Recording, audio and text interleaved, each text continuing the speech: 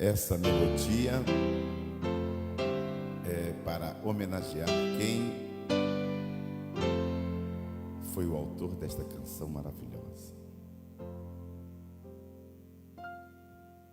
Ó igreja, se prepare, pois o noivo vai e vem. Muitos anjos poderosos vão descendo do vale.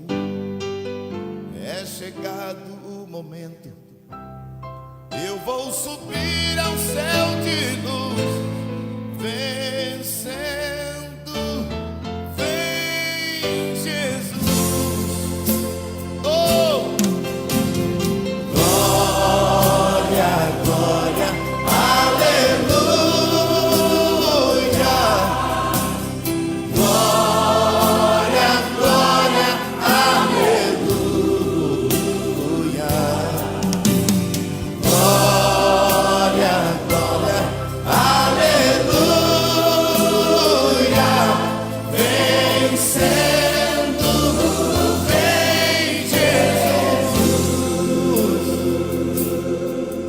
Glorifiquem ao Cordeiro, e Ele aqui presente está. Toda treva está sumindo, Deus vai hoje libertar. O seu filho foi entregue por você ali na cruz, vencendo. Vem Jesus, oh, oh, na, na, na. Glória, glória, aleluia, oh, oh, glória, aleluia, glória,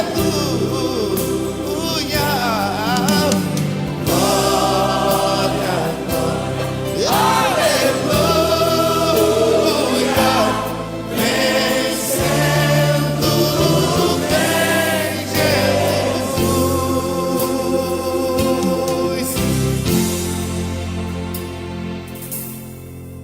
Quando for chegada a hora e a igreja então subir, muitos vão ficar chorando, mas Jesus não vai ouvir. E os salvos triunfantes vão cantar no céu de luz, vencendo. Vem Jesus, oh, glória, aleluia, oh,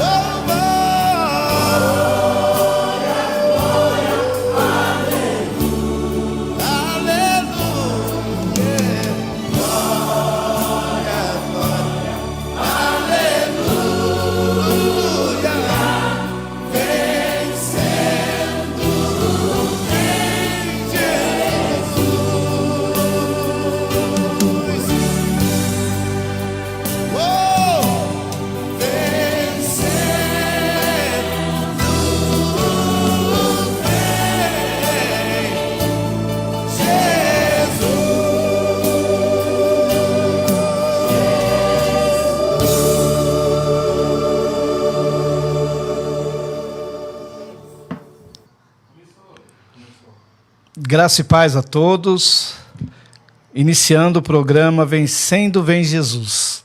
Que Deus possa abençoar você poderosamente. Vamos começar com oração? Amém?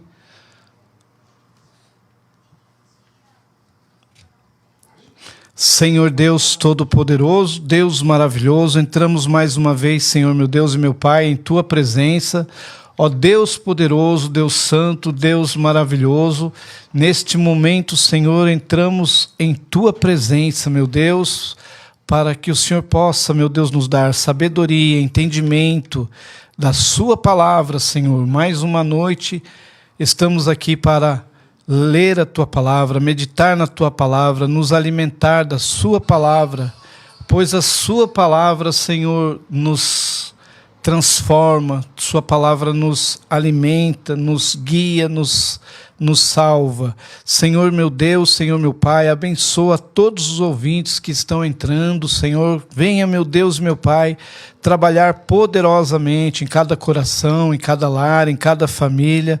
Abençoa de uma forma gloriosa, de uma forma poderosa, esplêndida, Senhor. Nós confiamos, meu Deus e meu Pai, no Teu poder, na Tua palavra, confiamos no Teu nome, no Teu sangue. Ó Deus poderoso, Deus santo, Deus de maravilhas, grande El Shaddai, lírio dos vales, rosa de Saron. Senhor meu Deus, Senhor meu Pai, vai trabalhando, meu Deus, vai operando maravilhas, vai trabalhando poderosamente, milagrosamente. Senhor, nós confiamos no poder do Teu braço, nós confiamos, meu Deus, na oração, a oração, meu Deus e meu Pai, que muda a história, Senhor, vai operando, vai trabalhando, meu Deus, de uma forma gloriosa, de uma forma esplêndida e poderosa, transforma vidas, meu Deus, transforma lares. Senhor, vem ajudar as criancinhas, conforta, meu Deus, através da Sua palavra, meu Deus, conforta, meu Deus e meu Pai, de uma forma poderosa, vai operando, vai manifestando o Seu poder, a Sua graça, em nome de Jesus, nos dá sabedoria, nos dá entendimento, abençoa, meu Deus, este ouvinte que está conosco nesta noite. Senhor, venha trazer a cura, a libertação, venha, meu Deus e meu Pai, trabalhar de uma forma esplêndida, gloriosa, em nome do Pai, do Filho e do Espírito Santo de Deus. Amém, Jesus, amém. Estamos começando o programa Vencendo Vem Jesus e nós já vamos entrar na palavra do Senhor. Você que está me acompanhando, já tem algumas pessoas aqui. Boa noite a todos, graça e paz, que Deus possa abençoar poderosamente a sua vida, o seu lar, a sua família. Estamos entregando todos em oração. Eu gostaria que você abrisse a sua Bíblia em Mateus capítulo 8, onde nós vamos meditar um pouquinho na palavra do Senhor. O Senhor colocou essa palavra no meu coração e vamos meditar na palavra do Senhor. Mateus capítulo 8, o título fala assim: o leproso purificado. E descendo ele do monte, seguiu uma grande multidão, e eis que veio um leproso e o adorou, dizendo: Senhor, se quiseres, pode tornar-me limpo. E Jesus, estendendo a mão, tocou, dizendo: quero ser limpo. E logo ficou purificado da lepra.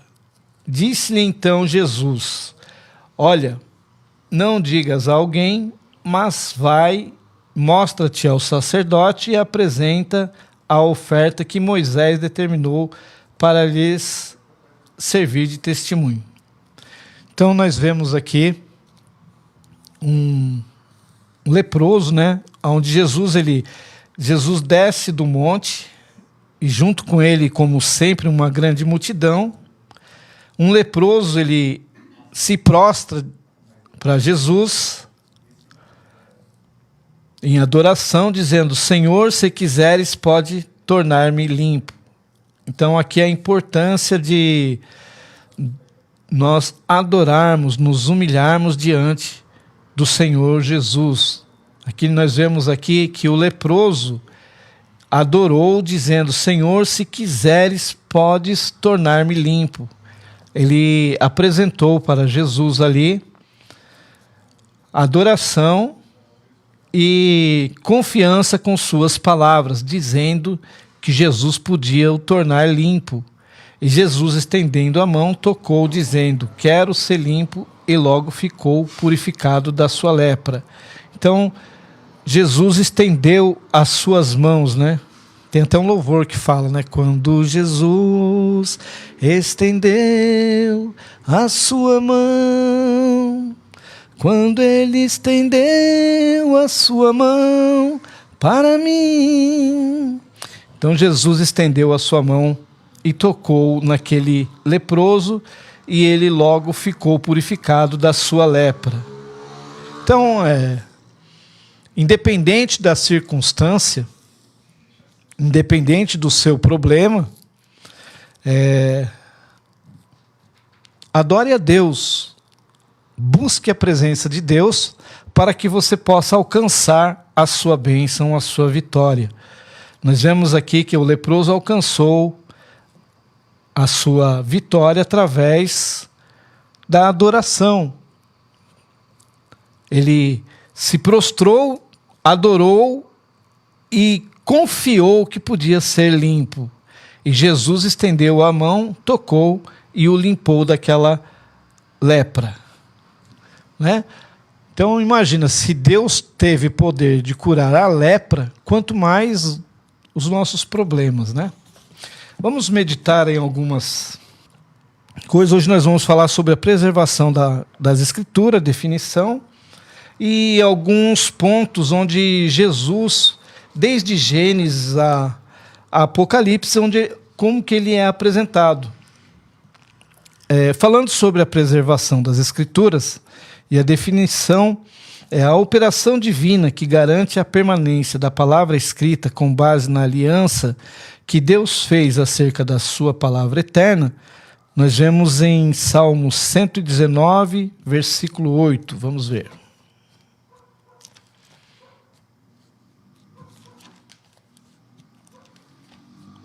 Salmo 119,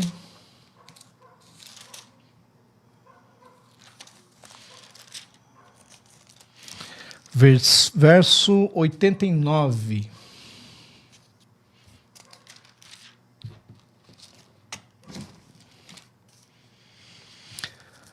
Para sempre, ó Senhor, a tua palavra permanece no céu. A tua fidelidade estende-se de geração a geração. Tu firmaste a terra e firme permanece. Então nós vemos aqui o poder da sua palavra. A aliança do Senhor, a saber que a palavra durará para sempre, tem sido esvaziado hoje. Os homens têm feito de tudo para destruir a influência da Bíblia, a preservação das Escrituras, assim como o cuidado divino no registro e na formação no cânon. Não é acidental, incidental ou fortuito. Ela é o cumprimento da promessa divina. O que Deus em fidelidade operou terá a sua continuação até que o seu propósito seja cumprido. Não há verdade muito que os homens possas fazer para frustrar a eficácia da palavra de Deus, visto que é dito dela, e para sempre, ó Senhor, está firmada no céu. Há muito sei que eu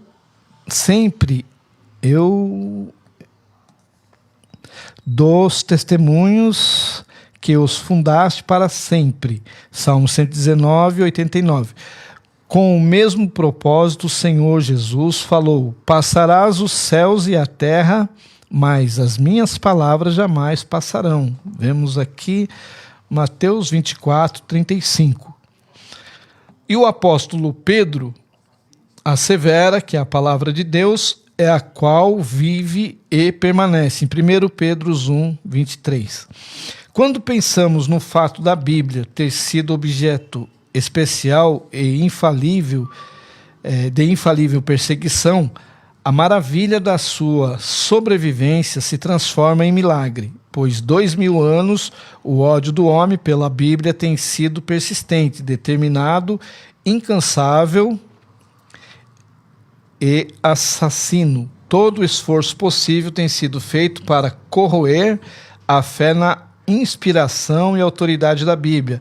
Inúmeras operações têm sido levadas a efeito para fazê-la desaparecer. Decretos existentes da Bíblia fossem destruídas, e quando essa medida foram dadas para que qualquer pessoa que fosse encontrada com uma cópia das Escrituras fosse morta. Isso há muitos anos atrás houve muita perseguição com a palavra de Deus. A Bíblia permanece até hoje porque o próprio Deus tem empenhado em preservá-la. Quando o rei Joaquim queimou um rolo das Escrituras, Deus mesmo determinou a Jeremias que reescrevesse as palavras que haviam sido queimadas. Nós vemos em Jeremias 36, 27 e 28. Vamos ver. Jeremias 36, 27 e 28.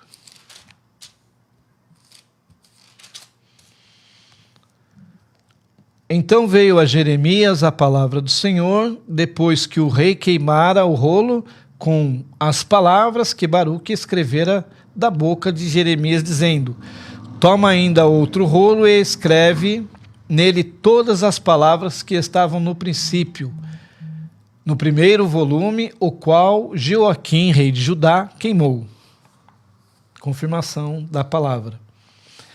E ainda determinou maldições sobre o rei por haver tentado destruir a palavra de Deus. Ademais, Deus acrescentou ao segundo rolo a palavra de Deus. Sempre há outras palavras que não se encontraram no primeiro, pois a palavra de Deus sempre há de prevalecer sobre a palavra do homem. É uma autoridade, né? Então aqui nós vamos ver Cristo presente em cada um dos livros de Gênesis a Apocalipse. No livro de Gênesis nós vemos o descendente da mulher, Gênesis 3,15.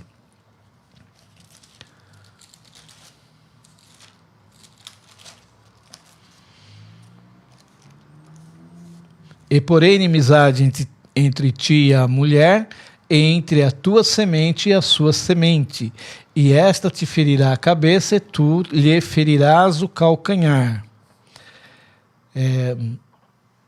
Em Êxodo, ele é conhecido, então em Gênesis ele é conhecido como descendente da mulher, nós vimos agora em 3,15, aí porém inimizade entre ti e a mulher, entre a tua semente e a sua semente. Esta te ferirá a cabeça e tu ferirás o calcanhar. Ele é o descendente da mulher.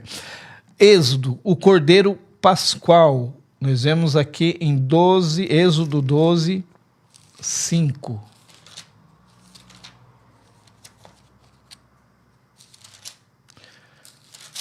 Êxodo 12, versículo 5. O cordeiro ou cabrito será em mácula um macho de 1 ano, o qual tomareis das ovelhas ou das cabras, e guardareis até o 14º dia deste mês, e todo o ajuntamento da congregação de Israel o sacrificará à tarde. Então ele é conhecido como Cordeiro Pascual em Êxodo. Em Levítico, ele é conhecido o sacrifício pelo pecado. Vemos Levítico 4,14. Vamos ver.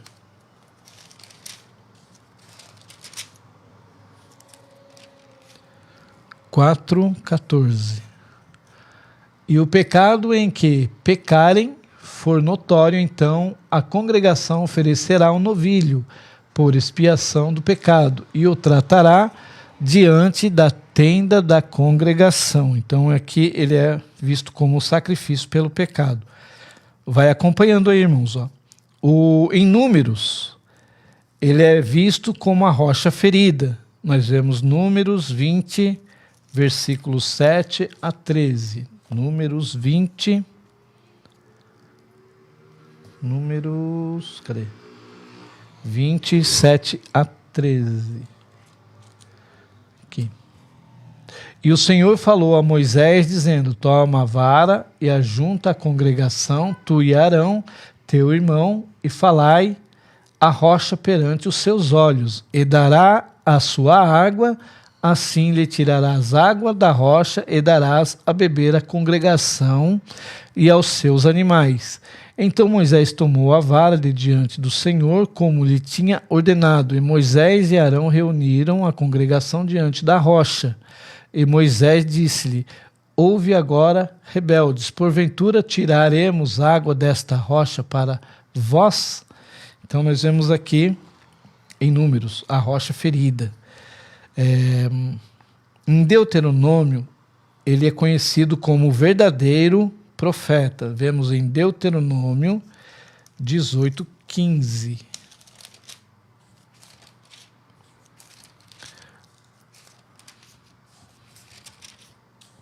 É muito bom a gente saber sobre isso. Aqui.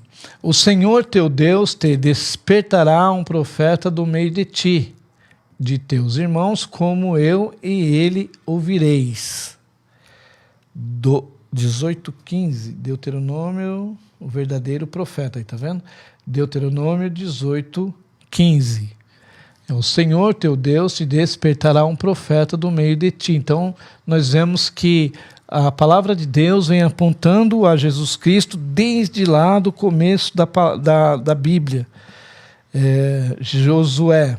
Em Josué ele é conhecido como o príncipe dos exércitos do Senhor. Vamos ver? Josué 5:14.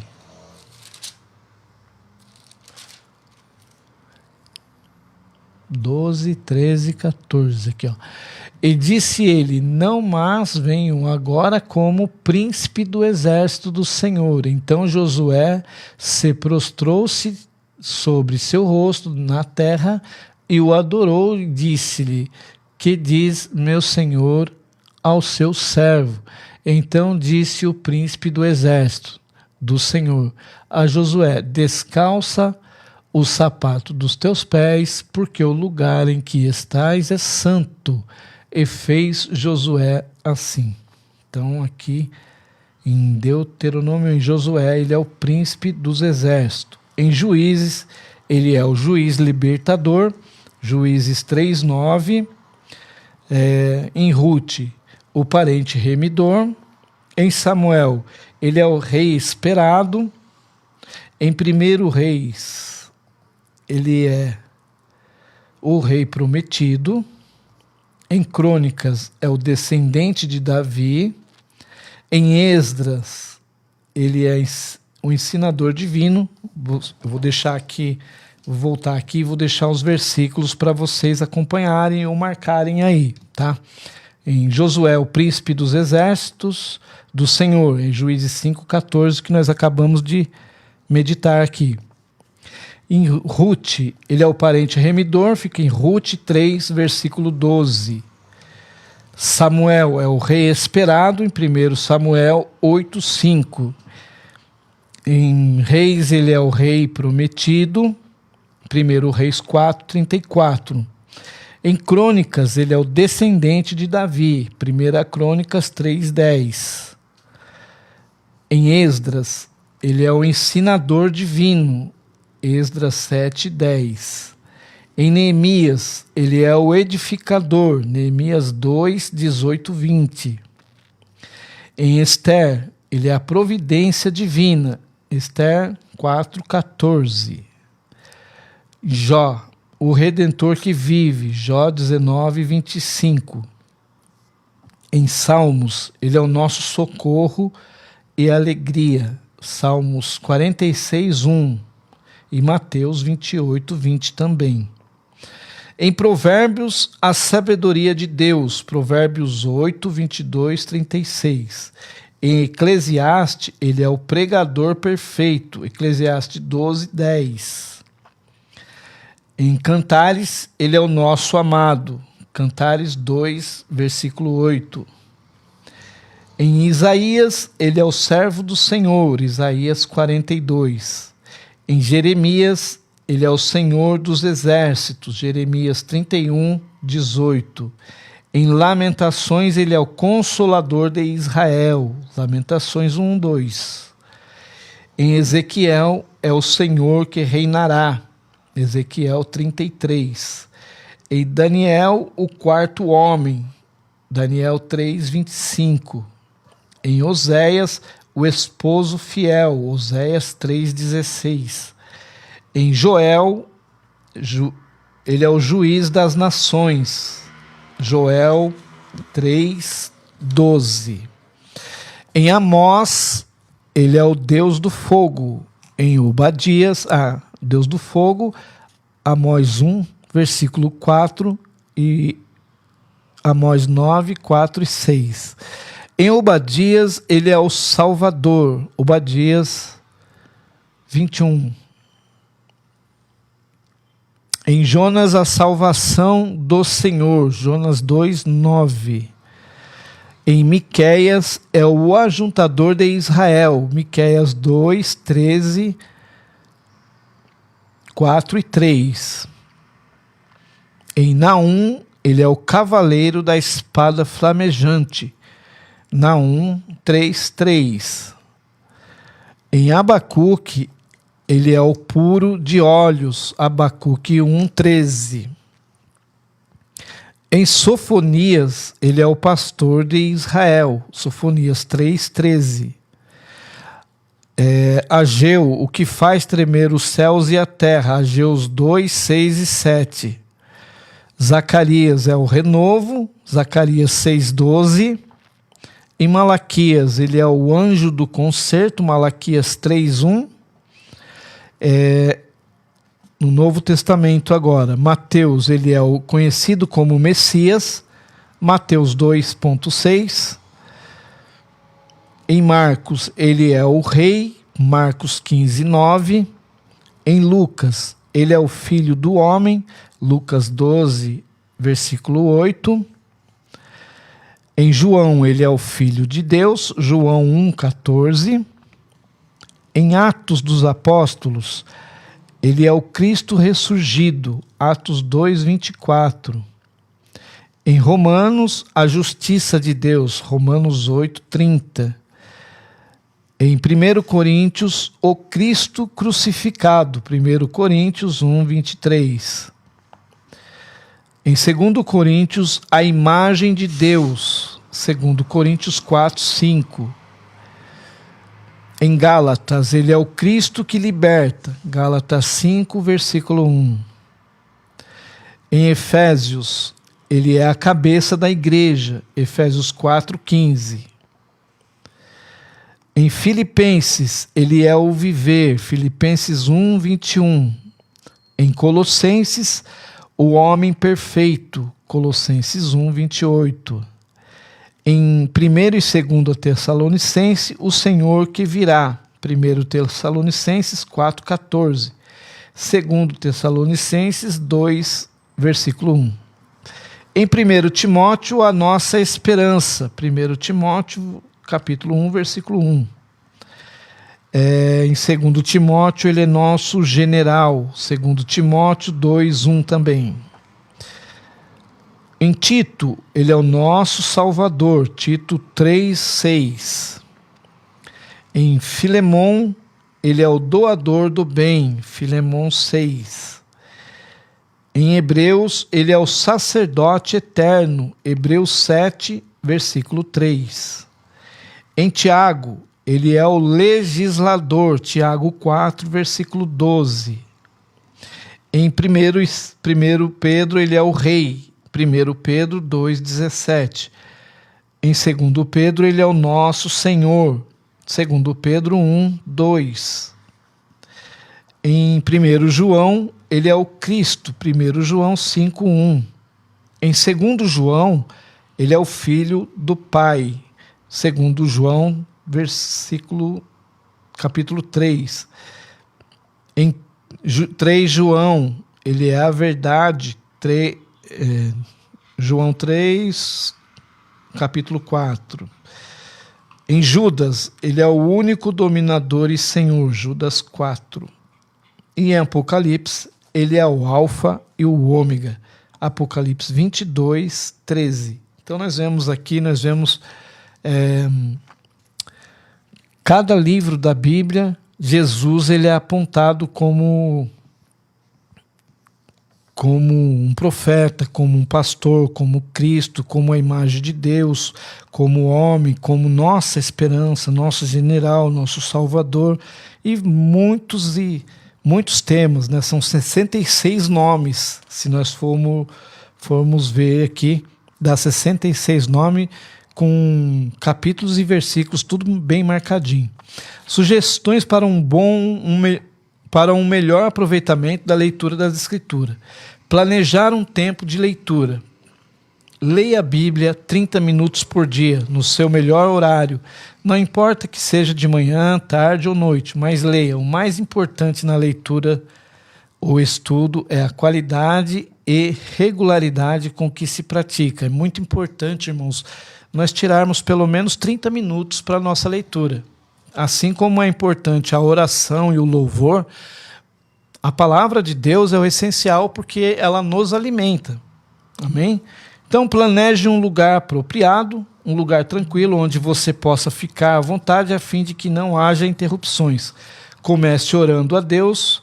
Deus está e estará ao seu lado. Ele lhe dará a iluminação e entendimento necessário à sua mente e espírito.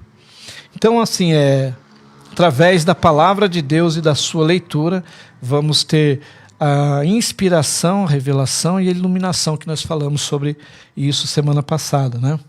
Planejar ler toda a Bíblia. É muito importante ler toda a Bíblia a fim de se ter um conhecimento geral. Existem vários planos de leitura bíblica, inclusive em algumas Bíblias. Hoje muitas pessoas fazem menção em ler a palavra de Deus, a Bíblia completa, né? Eu, particularmente, não faço.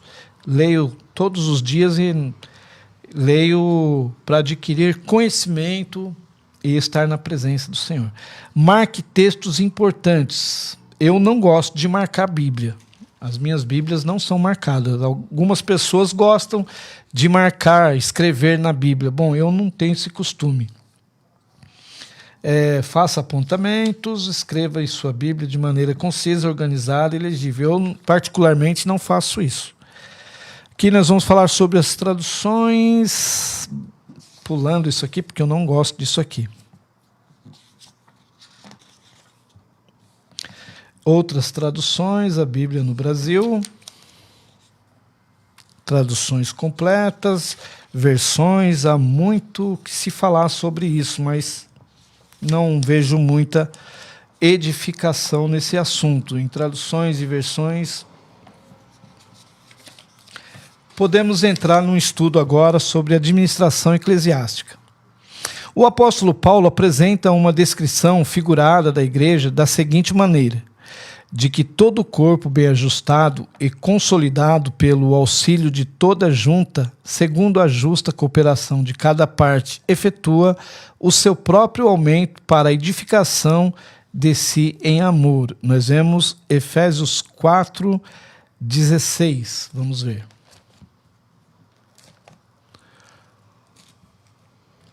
Efésios está lá no Novo Testamento.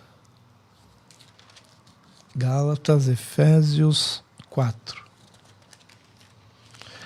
versículo 16. Do qual todo o corpo bem ajustado, ligado pelo auxílio de todas as juntas, segundo a justa operação de cada parte, faz o aumento do corpo para sua edificação em amor. Então, a importância que tem a palavra de Deus para nossas vidas, não só individual, mas coletiva, para toda a igreja. Edifica a sua igreja. Trata-se simplesmente da integração de cada junta e parte formando uma unidade, a fim de que o conjunto completo, tudo, funcione com vida, eficiência e harmonia, tal qual deve ser a igreja. O momento em que estamos vivendo exige do obreiro uma constante e permanente atualização de conhecimentos em todas as áreas da vida e do ministério. É bem verdade que o obreiro muito dificilmente encontra tempo disponível para atualizar-se com os acontecimentos mundiais, raramente encontra tempo para fazer uma reciclagem ministerial a fim de melhor capacitado prestar à congregação a qual está liderando o melhor de si. Hoje em dia, nós temos uma vasta informação pela internet, televisão, rádio, revistas e jornais. Então a informação é bem vasta, bem grande para as pessoas que querem entrar nessa área da pregação da palavra de Deus, né? O obreiro precisa estar bem informado, bem atualizado, né, nos dias de hoje, para trazer a palavra de Deus, né? O presente trabalho visa levar subsídios aos obreiros que lidera alguma congregação e não tem oportunidade de fazer um curso mais avançado e apropriado de teologia, porém está em busca do aperfeiçoamento que lhe possibilite oferecer e fazer melhor para a obra de Deus. Procura-te apresentar-te a Deus aprovado, como obreiro que não tem de que se envergonhar, que maneje bem a palavra de Deus. Segundo Timóteo, capítulo 2, versículo 15. A importância de se apresentar a Deus como aprovado é muito grande. Então o obreiro precisa buscar em oração, louvar, estar sempre louvando, estar sempre meditando na palavra de Deus e também em outras matérias para se aprofundar, para saber o que vai trazer para a igreja, né? Às vezes a pessoa vai pregar uma palavra, mas ela não tem conteúdo. Por que não tem? Porque não busca, não se esforça.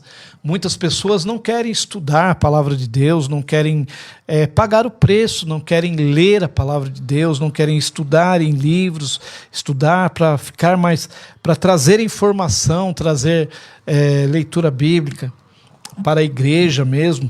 Há uma importância muito grande, né? Você que gosta de trabalhar para a obra do Senhor tem que se esforçar, né?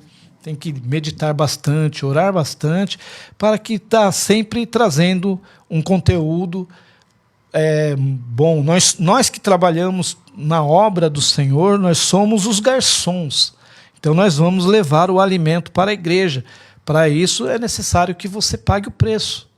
Bastante oração, louvor, bastante leitura, conhecimento, né? Principalmente conhecimento teológico, né? Saber bastante, para que possa trazer um alimento bom para a igreja. Amém? Então aqui a administração eclesiástica é o estudo dos muitos assuntos relacionados ao trabalho pastoral, no que diz respeito à sua função de líder ou administrador principal da igreja o qual serve. A igreja é, ao mesmo tempo, organismo e organização. É o povo de Deus organizado num tríplice aspecto: espiritual, social e econômico, com o objetivo de desempenhar a missão para a qual foi constituída por Deus. Então a responsabilidade do obreiro, da pessoa que está na administração, é muito grande, porque você está, além de você estar cuidando de um rebanho que não lhe pertence, que pertence a Deus, né, você está cuidando de um organismo que não é terreno, é um organismo celestial, o reino de Deus.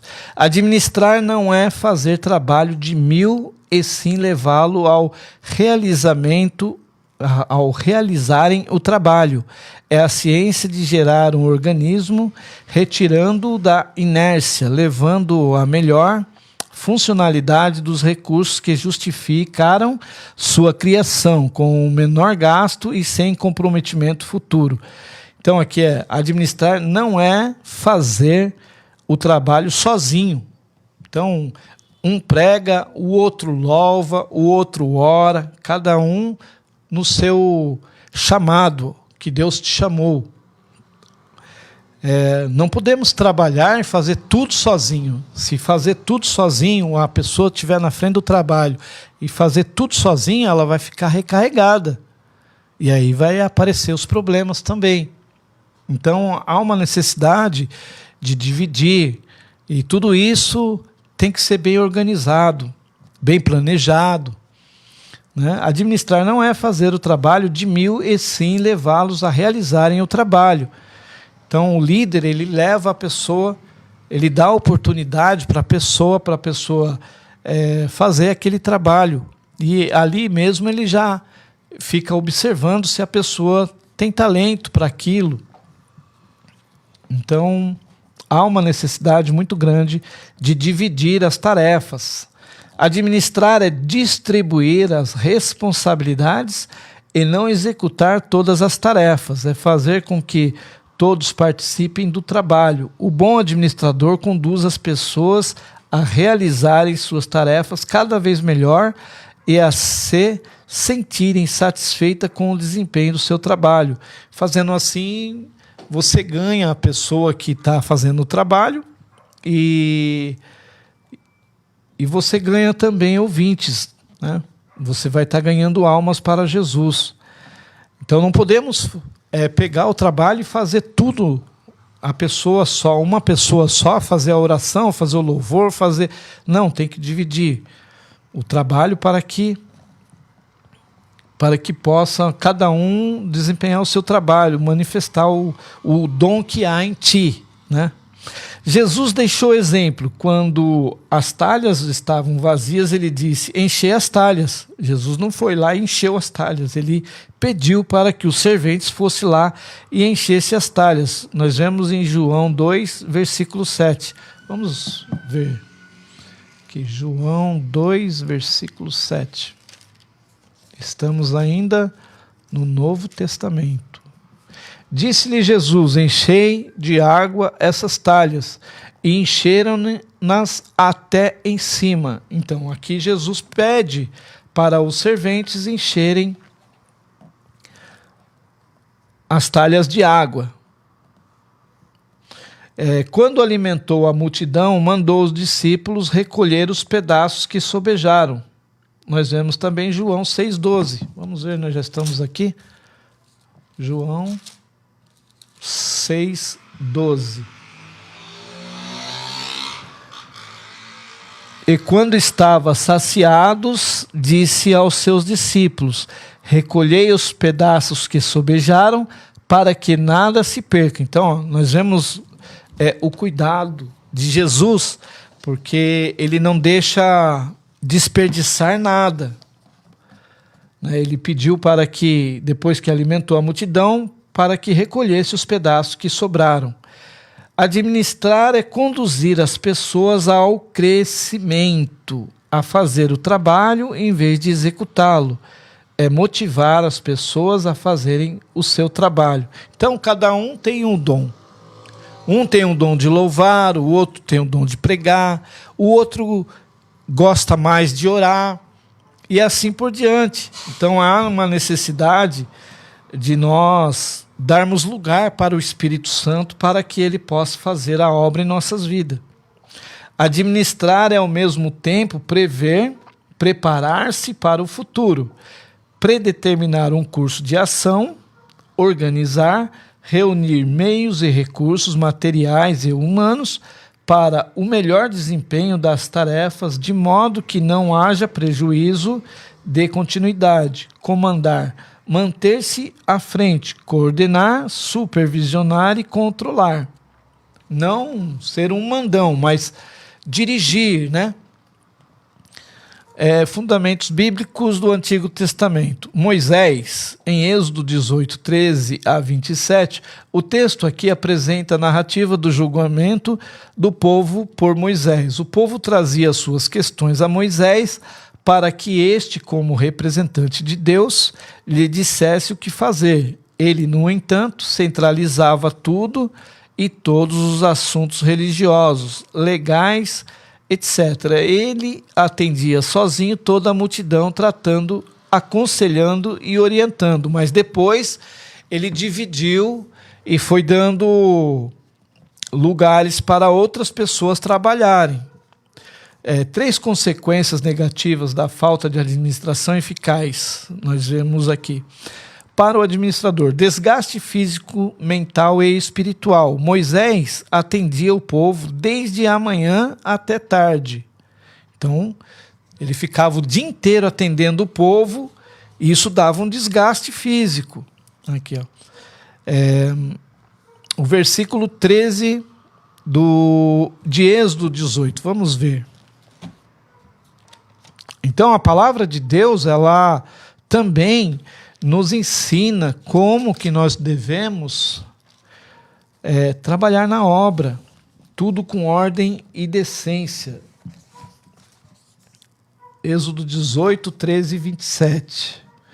Então, 13 aqui. E aconteceu que ao outro dia Moisés assentou-se para julgar o povo, e o povo estava em pé diante de Moisés desde a manhã até tarde. Vendo, pois, o sogro de Moisés tudo que ele fazia ao povo, disse: que isto que tu fazes ao povo? Por que te assentas só? E todo o povo está em pé diante de ti, desde a manhã até a tarde. Então disse Moisés a seu sogro: é porque este povo vem a mim, para consultar a Deus. Quando tem algum negócio, vem a mim, para que eu julgue entre um e outro, ele declare os estatutos de Deus, as suas leis. O sogro de Moisés, porém, lhe disse: não é bom que o fazes, totalmente desfalecerá. Assim tu como este povo que está contigo, porque este negócio é muito difícil para ti. Tu só não o podes fazer.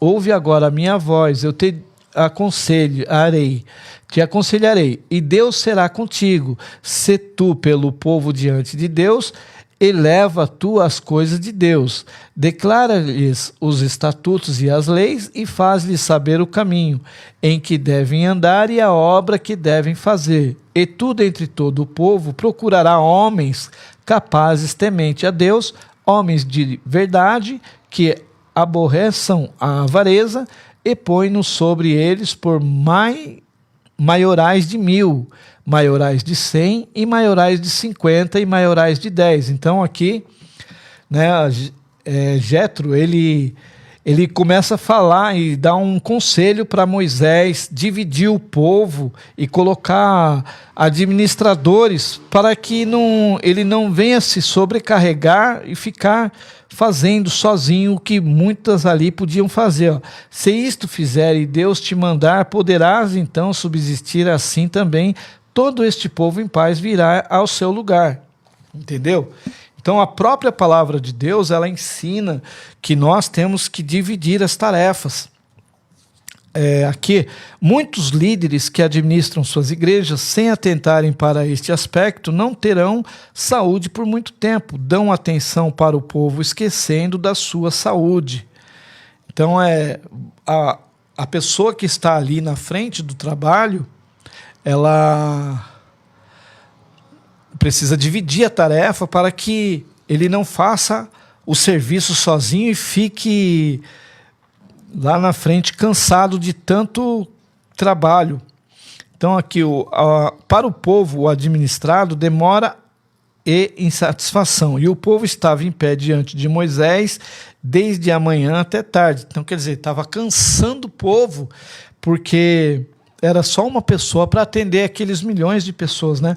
O povo que vinha a Moisés buscar o conselho de Deus esperava horas e horas e cansado e desfalecendo muitas vezes, quem sabe, até cometendo o pecado de murmuração, porque se você começar a cansar o público porque só tem você para atender o público, então o que vai acontecer? O povo vai acabar murmurando e blasfemando de Deus, né? O bom administrador deve estar atento com todos os detalhes da sua administração. Sempre haverá insatisfação entre os administrados. Porém, o perigo é a insatisfação da maioria. Existindo, deve ser feita uma avaliação. Para os assessores, privá-los da oportunidade de usar os seus talentos. Moisés tinha ao seu lado pessoas competentes, tementes a Deus, homens de verdades, aborrecedores da avareza, honestos, porém, estava trabalhando sozinho, se sobrecarregando, se desgastando, atendendo mal às pessoas, deixando-as exaustas e cansadas, desnecessariamente, e privando seus companheiros da oportunidade de exercitarem seus talentos, e se sentirem úteis na prestação de serviço a Deus. Não são poucos os administradores em nossos dias que, a exemplo de Moisés também, menosprezam os seus auxiliares mais próximos quando poderiam aproveitá-los, como esses assessores, possibilitando-lhe a chance de mostrarem seus talentos e aptidões. Então nós administradores que estamos na frente do trabalho, temos que abrir a oportunidade para o obreiro, para para aquele que está chegando, para que ele manifeste o dom que há nele, né? Se isto fizeres e Deus te mandar, poderás então subsistir, assim também todo este povo em paz virá ao seu lugar. E Moisés deu ouvido à voz do seu sogro, e fez tudo quanto tinha dito, e escolheu Moisés homens capazes de todo Israel, e o pôs por cabeça sobre o povo, maiorais de 1000, maiorais de 100 e maiorais de 50, e maiorais de 10, e eles julgaram o povo em todo o tempo. O negócio árduo trazia a Moisés todo negócio pequeno e julgava a eles. O versículo 24 e 26 dessa leitura que nós fizemos. Êxodo 18. Então, assim, Jesus também fez isso. Quando Jesus ele foi fazer o milagre dos 5 pães e os peixinhos lá, ele pediu para que todos se assentassem e dividiu em 100, em 50 ali, dividiu as pessoas. Só que Jesus, né? Jesus é Deus, né? Diferente de Moisés. Amém?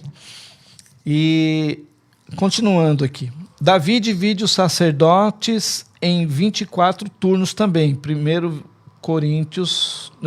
Crônicas 24. Deus orientou a Noé a construir a arca, deu instrução a Moisés na condução do povo pelo deserto. Deu dados completos para a construção do tabernáculo, da arca e do testemunho. José, Esdras, Neemias e Salomão, 2 Crônicas, capítulo 3. No Novo Testamento, nós vamos ver lá Jesus, ao convocar os seus discípulos e após instruí-lo, deu-lhes a autoridade e poder e os enviou ao campo. Então nós vemos que Jesus, quando ele veio, ele não ficou com o poder só para ele. Ele dividiu os discípulos em 12 ali, chamou eles e deu-lhes autoridade. Então, primeiramente aos 12, as ovelhas perdidas de Israel, Mateus capítulo 10, versículo 1. Depois mais 70, de 2 em 2, e todas as cidades de lugares aonde ele havia de ir, em Lucas capítulo 10 também, versículo 1. E quando a multiplicação dos pães, aquilo que eu estava falando aqui, né? Ordenou aos discípulos que mandassem multidão a sentar-se em grupo de 100 e de 50.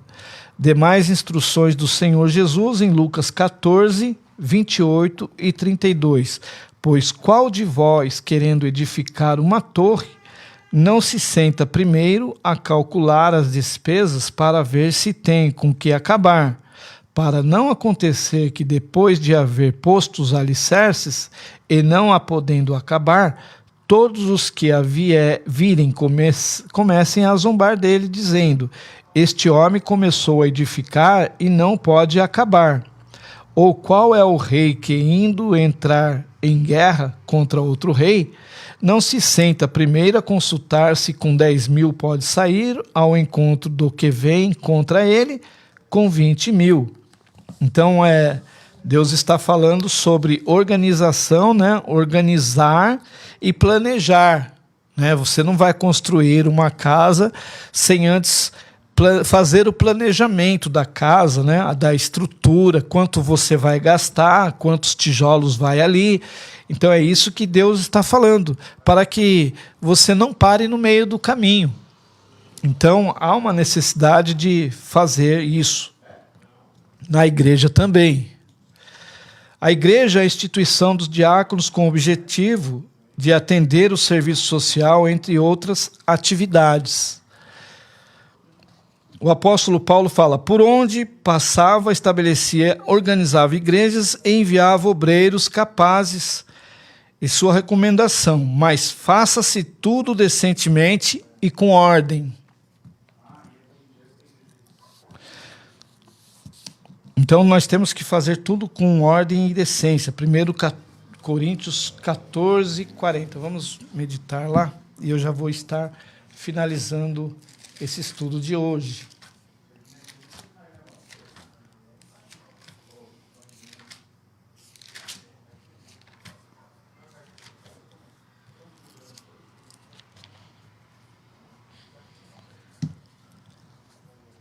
Primeiros Coríntios 14, 40.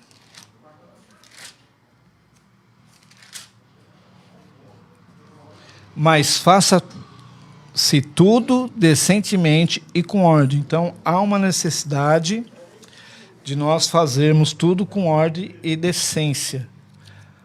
E tudo bem planejadinho. Para quê? Para não sofrer consequências lá na frente. Amém, irmãos? Irmãos, o horário foi embora e eu vou fazer um minutinho de oração e vou entregar o trabalho. Amém? Essa foi a passagem de hoje que nós estudamos. Falamos um pouco sobre administração, falamos um pouco sobre a apresentação de Jesus em todos os livros, né? E vamos continuar nosso estudo semana que vem, permitindo Deus.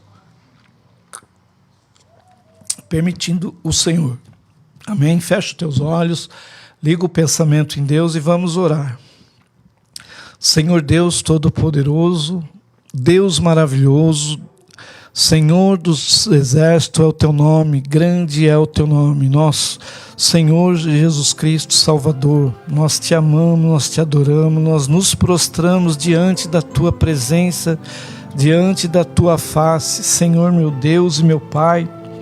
Eu entrego, meu Deus, cada vida, cada lar, cada família nas tuas mãos, que o Senhor venha, meu Deus e meu Pai, abençoar de uma forma poderosa, de uma forma esplêndida e gloriosa, trazendo a paz, trazendo a alegria, trazendo a prosperidade, a cura, a libertação. Que o Senhor, meu Deus e meu Pai, possa levantar essa pessoa que está abatida, que está triste, que está caída. Senhor, venha curar, venha libertar. O Senhor tem este poder, nós confiamos no poder da tua palavra. Meu Deus e meu Pai, nós confiamos no poder do teu sangue, nós confiamos, meu Deus, meu Pai. Entra com grande providência, Senhor, jogando por terra toda a maldição, toda a opressão, toda a miséria, toda a obra do maligno, Senhor, joga por terra, meu Deus e meu Pai. Traz a paz, Senhor, traz a cura, traz a libertação, traz, meu Deus e meu Pai, a prosperidade. Envia os teus anjos, meu Deus, alcança, meu Deus, essa pessoa que está lá do outro lado, meu Deus, na Argentina, no Paraguai, na Bolívia, na Venezuela, Senhor, em Portugal, em todos os países onde a minha voz alcança, Senhor, pelo poder da tua palavra, meu Deus, traz, Senhor, a cura, a libertação, traz, meu Deus, a transformação, Senhor, confirma agora a bênção, a vitória, em nome do Pai, do Filho e do Espírito Santo de Deus. Graças nós te damos, Senhor, por mais uma sexta-feira estarmos aqui meditando na tua palavra. Nós te agradecemos e te louvamos em nome do Pai, do Filho e do Espírito Santo de Deus. Amém? Deus abençoe a todos os ouvintes, a todos que acompanharam nesta uma hora, né? E que o Senhor continue fazendo presença. Querendo Deus, estaremos aqui sexta-feira. Deus abençoe, irmãos. Essa melodia é para homenagear quem foi o autor desta canção maravilhosa. Ó igreja, se prepare, pois o noivo vai e vem. Muitos anjos poderosos vão descendo do vale. É chegado o momento, eu vou subir ao céu de luz, vencendo. Vem Jesus, oh, glória, glória, aleluia, glória, glória, aleluia, glória, glória, aleluia, vencendo, vem Jesus. Glorifiquem ao Cordeiro, e Ele aqui presente está. Toda treva está sumindo, Deus vai hoje libertar. O seu filho foi entregue